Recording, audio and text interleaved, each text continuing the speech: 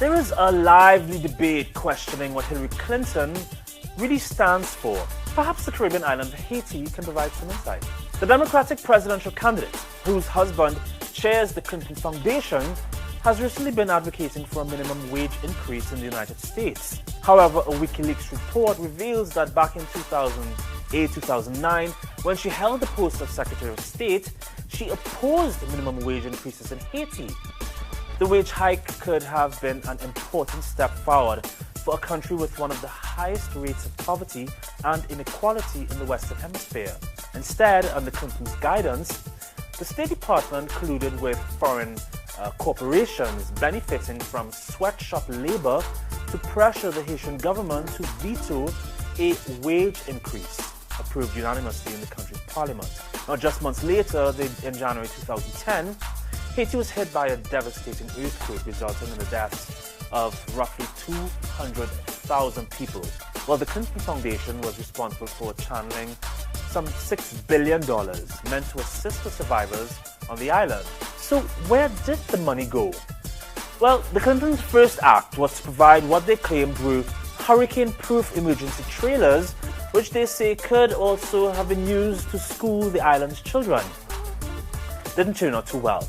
The trailers were laced with a cancer-causing chemical, formaldehyde, which gave the students and teachers headaches and allergic reactions. And it turns out that the trailers were distributed by Clayton Homes. That's a company being sued in the US for providing the same type of shoddy trailers after Hurricane Katrina. They're also a past campaign contributor of Hillary Clinton herself. So what does Clinton stand for? We'll let you decide.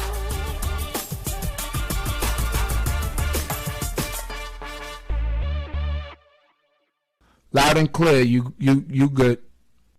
Okay, good. I want to start off with this right here.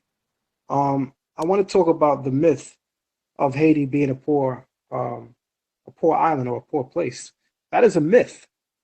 I adjure people to do research on the island of Haiti, in particular its natural resources. You know, the only way that we can empower the people is to empower the mind.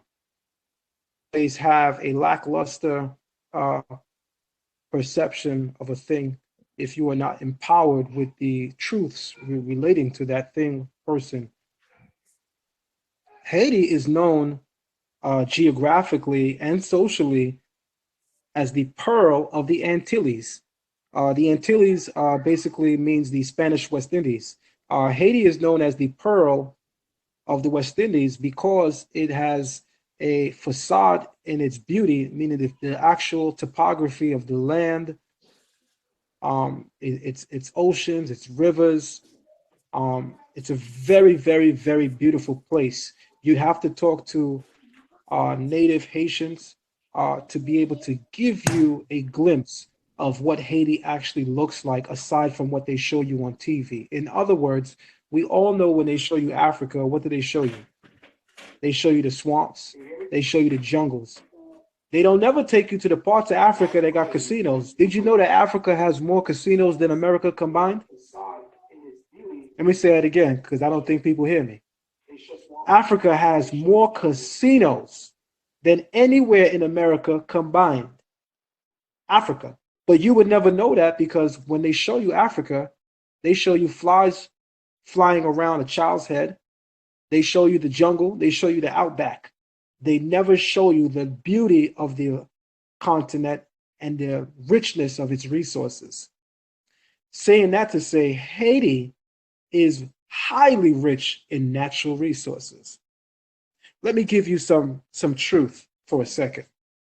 In the year 1908, it was discovered that Haiti had massive amounts of gold and oil.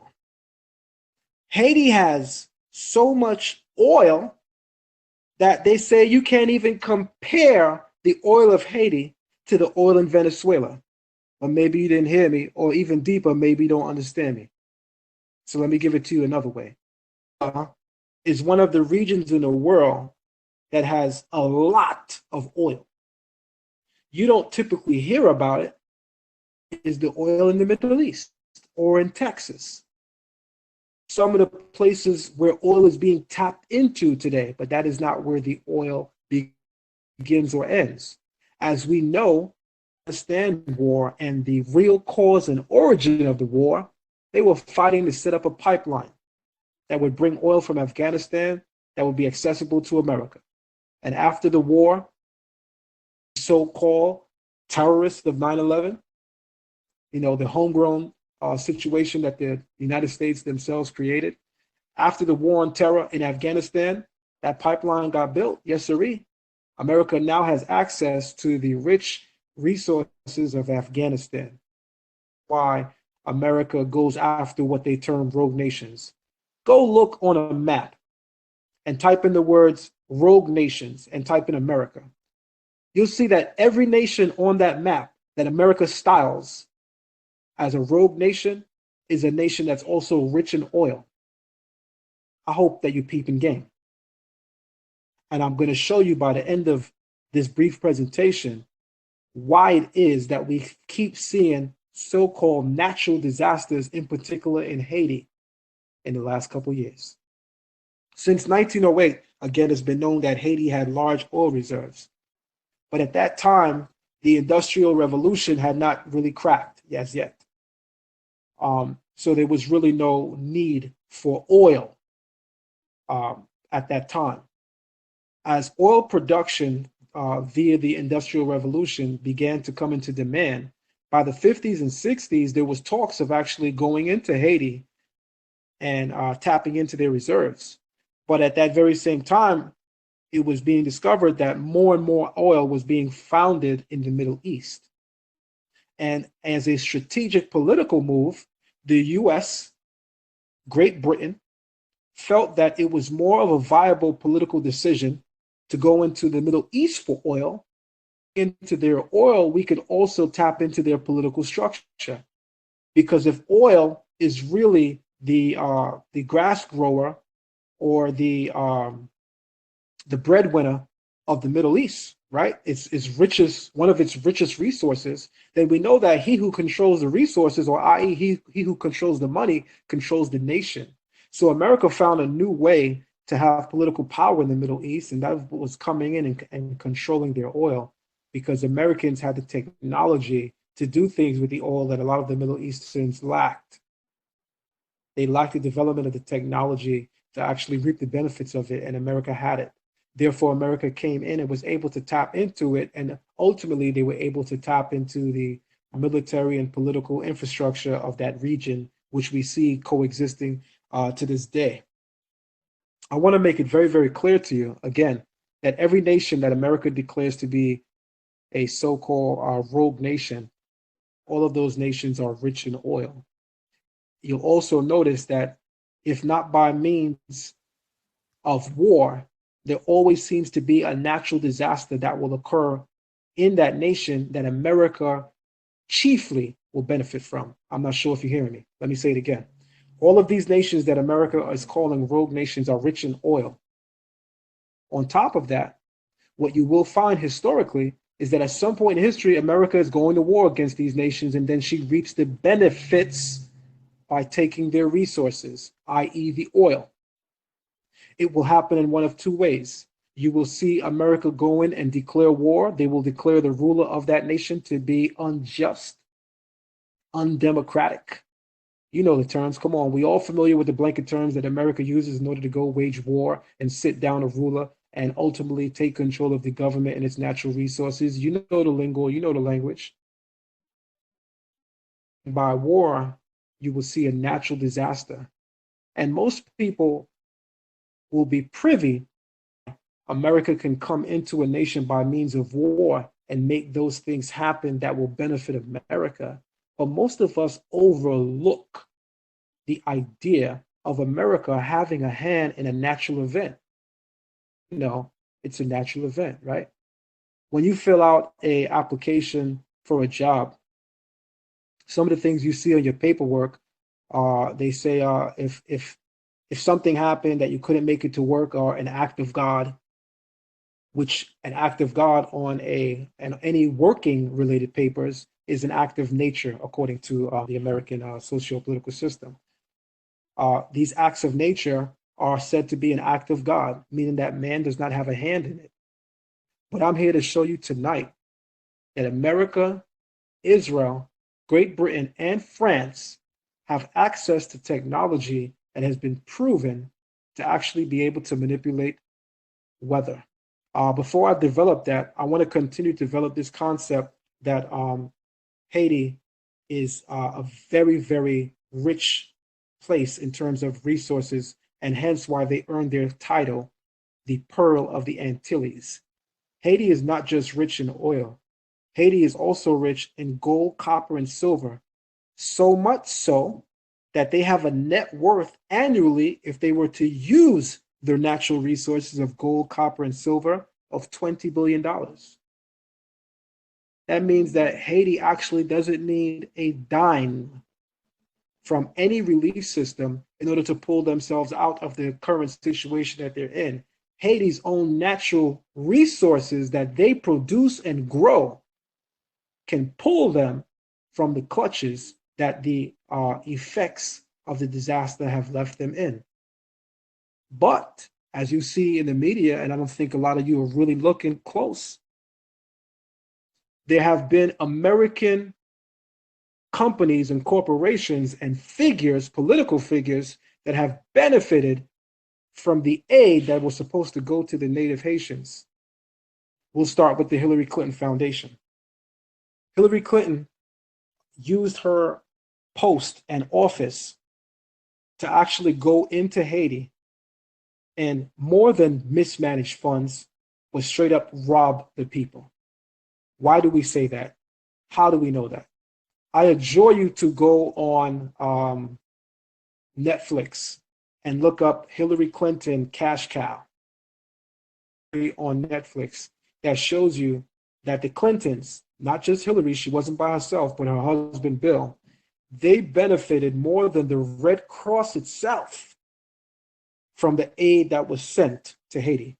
But I'm not sure if you understand me when I say that they benefited more than the Red Cross itself. What am I talking about? Well, let me give you a figure. The Red Cross raised $487.6 million in aid, and they spent $400.5 million.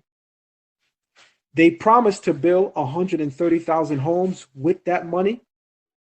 But I'm not sure you heard me. The Red Cross raised $487.6 million. You remember all those people that were texting $10 from America and around the world to the Red Cross in hopes that that money would reach the people of Haiti? 487.6 million gathered in that the Red Cross got. Out of that, they spent 400.5 million. That 400.5 million was supposed to go to the building of 130,000 homes. They only built 6. So I have to ask you, the listening audience, the obvious question. Did they spend 405 million on 6 homes? If so, please show me these castles in Haiti. I'll wait. Because certainly if they built 6 homes with 400.5 million, they built some castles. But I'm asking you right now, where are these castles that they built that can house 130 Haitians? They built 6 homes. And they say that the total cost of the 6 homes that they built, they're 300 grand. I'm not sure you hear me. They say the total cost of the 6 homes they built were just under 300 grand. Do you know how much a home costs here in the United States? It's more than 300 grand. They took 6 homes with 300 grand. So you know that these was not no real homes.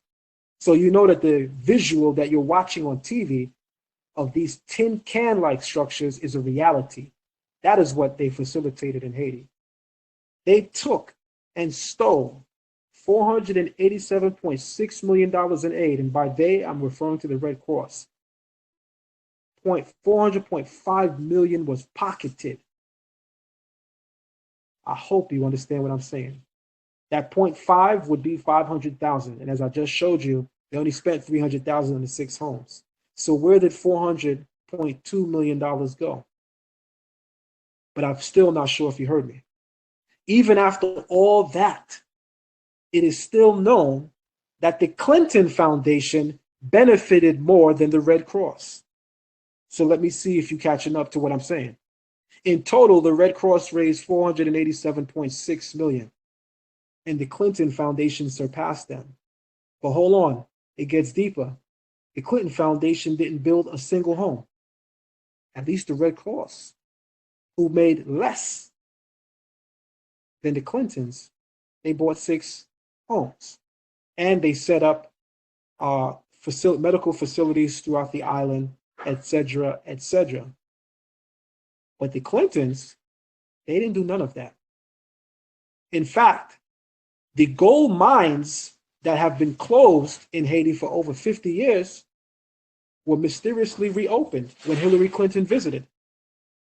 And the company that got the contract for the gold mining to take place again in Haiti is an American-based company, which just so happens to have as a chairman on the board the brother of Hillary Clinton. But I'm not sure if you heard me. The company that was given the contract to control Haiti's gold mine, which is in part responsible for Haiti netting over $20 million annually, the company responsible to take control of that gold mine is on the chairman of that company is Hillary Clinton's brother. I'm hoping that 1 and 1 is starting to make sense because it's always going to equal to 2. Tony Rodham, i.e. Hillary Rodham Clinton, remember she's Rodham before she's Clinton. Tony Rodham, the brother of Hillary Clinton, I'm not sure if you're going to understand what I'm about to say, has a 26-year gold mining contract in Haiti. Please tell me how this makes sense. How does it make sense that Tony Rodham, the brother of Hillary Clinton, the woman who was sent in to manage all of the aid sent to help the people of Haiti, her brother was able to tap into the natural resources of that people in that land and get a 26-year contract to mine gold, and the assets would go back to the US? I'm not sure if you understand how disaster relief works, if you think that that is normal. I'm not sure you understand how disaster relief works if you're not even aware of this. Again, I challenge you to go out and study exactly what's going on because there's so much that the media is not telling you. Do you know that within the first 30 days of the Clinton Foundation being on the ground in Haiti, you already had Haitian whistleblowers here in America at her foundation and at her office in America? All of the real details, letting the people know what's going on the ground, that none of the money is reaching the people, that almost all of the people are continuing to die, continuing to be in starvation, and continuing in homelessness. While Hillary Clinton came and visited Haiti for a day and flew back first class to America and left a team on the ground consisting of her brother, Tony Rodham, who was able to get a 26-year gold mining contract. How the hell can the people pull themselves up from the muck and mire of the situation that they are in if you have an American rich corporation with a 26-year gold mining contract? If I can't tap into the resources that are indigenous to the land that my people own, I pull myself out of this. Well, the answer is quite simple. The intention was never to pull the people out of it. In fact, as the information I'm going to share with you is going to show you as it progresses, they created the disaster. Let's talk about something for a second before I develop any more concepts that I'm going to relate to the idea of the Clintons stealing money. Do you know that of the 5 largest US embassies in the world, one of them is in Haiti? Do you know why? Let me ask the question again. Do you know that of the 5 largest US embassies in the world, Haiti? And I'm going to ask you again, do you know why? Well, the track that will lead you to the answer would be in assessing where are the other 4 embassies. All of them are in places that are minerally rich. The US doesn't put an embassy anywhere. The US is not about peacekeeping. The United States is a corporation and has always been about managing the money of its corporation. Wherever you see a US embassy, they are there to manage the money subsidiary to their corporation. It has been known again since 1908 that Haiti is extremely rich in gold and silver and copper. As a result, the US put its 5th largest embassy there to make sure that they ultimately would have access to that oil when the Middle Eastern oil reserves begin to tap out. As we're seeing today, they are beginning to tap out. The reason why we saw a spike in US oil is because the Middle Eastern reserves are starting to tap out, and they are forecasting that we're going to have to start going to the Texas reserve. But do you understand the greediness of it all? Because Texas has the 2nd largest oil reserve in the world. So why would they rape in the Middle East to begin with? But this is how greedy people behave. They spend your money before they spend their money. I'm not sure if you hear me. This is how greedy people behave. They spend your money before they spend their money. People that understand not how to be rich, but how to acquire wealth. These people are not worried about chasing Jordans like our children and our grown adults behaving like children. Oh no. These people understand how to accrue and acquire wealth. We're not talking about riches. We know Rick Ross want to make everybody rich, right? No. Empire building is about how to accrue wealth. And the United States understands perfectly how to accrue wealth. Strategically, America has placed their 5th largest embassy in Haiti because of the fact that they know that there is coming a time when the oil reserves in the Middle East will tap out and they will have to draw from theirs. Ultimately, what the United States is doing is that there's a time table on oil. The oil reserves around the world so much that we have exceeded the rate of oil production. Ultimately, we're going to tap more oil than we can use. So what does that mean? They understand that the world is running out of oil. So what is America doing? We're going to use the world's oil before we touch ours. I think that's intelligent. You see, when you begin to really understand the truth behind a lot of the things going on, you get to understand that there's always a design inherent within the madness. Even when you look at something as simple as white supremacy, what did the author of the ISIS papers teach us about the foundation of white supremacy? It is about genetic survival. It's simple. Caucasians understand that the right amount of melanin spells their non-existence.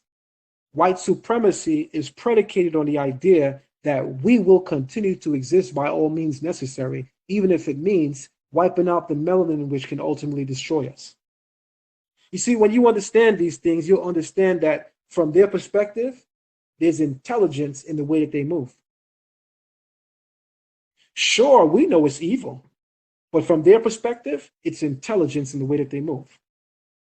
I have a question relating to the Clinton Foundation.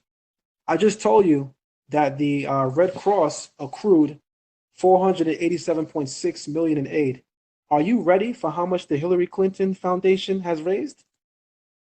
Where is the over $6 billion sent to the Clinton Foundation for aid? I'm not sure if you heard me. The American Red Cross accrued $487.6 million from all your $10 taxes here in the US and across the world. Well, Hillary Clinton used her post in her office to go in and head the aid to Haiti. And on top of that, the United States also allowed her husband, former President Bill Clinton, to go in and head it under what is termed the Clinton Foundation.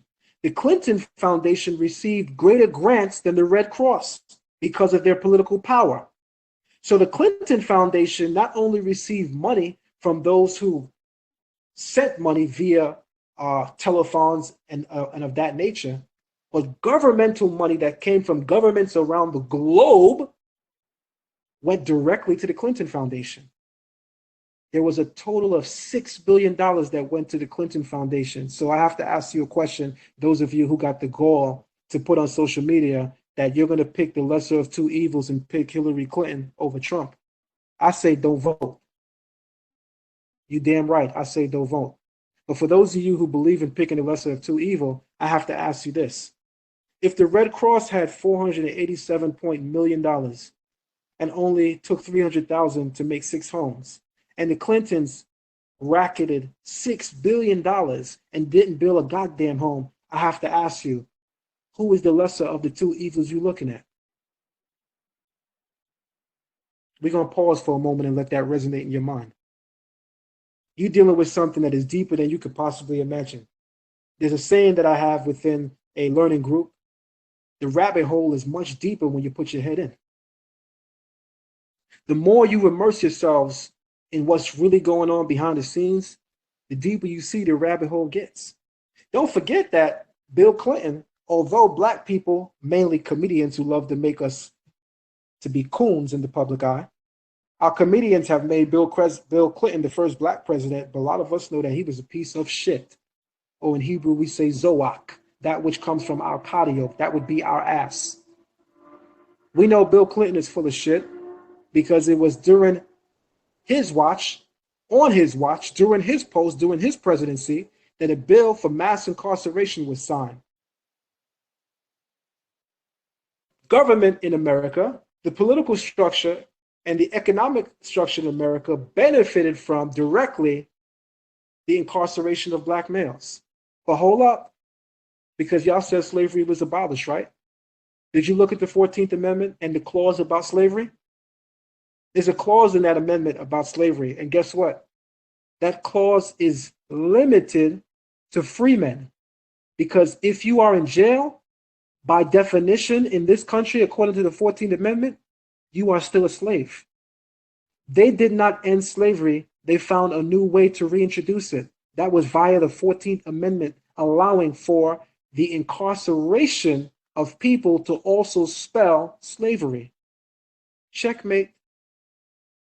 So if you think that you are still not enslaved behind these walls, check again. Because look at the majority of the prison population and tell me that we are not still behind enemy lines and we are not still enslaved. I'm hoping that you're waking up with a little bit of this information that I'm sharing with you tonight.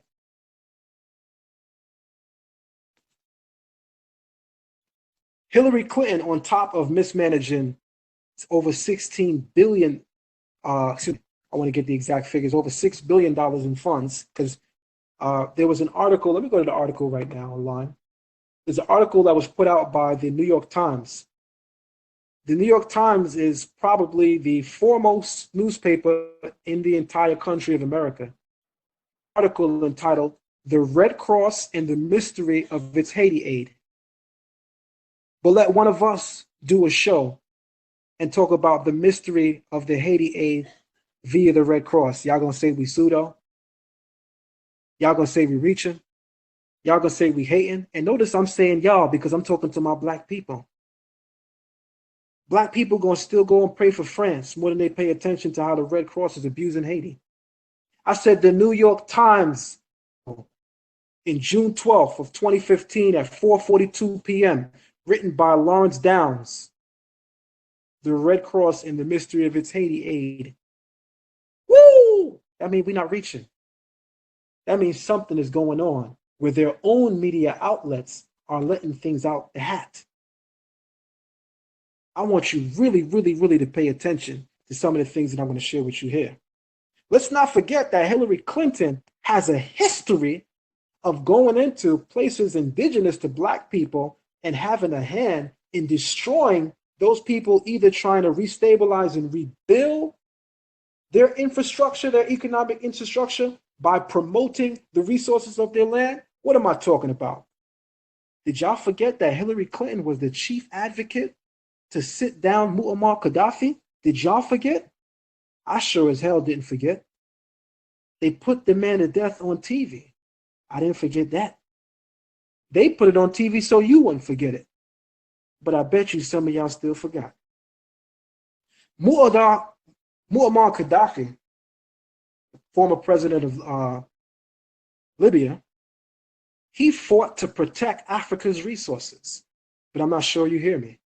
I said he fought to protect Africa's resources. Why, when Hillary Clinton was on her post, why was he her chief target? What would he have been standing in her way? Let me say again.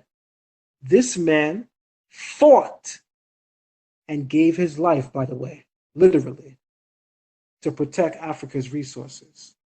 That's why he became the chief target of Hillary Clinton. And this is the person that y'all are going to vote for come election day. I form atomically Socrates' philosophies and hypotheses. Can't define how I be dropping these mockeries. Lyrically perform armed robbery. Flee with the lottery. Possibly they spotted me. Battle scarred shogun. Explosion when my pen hits tremendous. Ultraviolet shine blind forensics.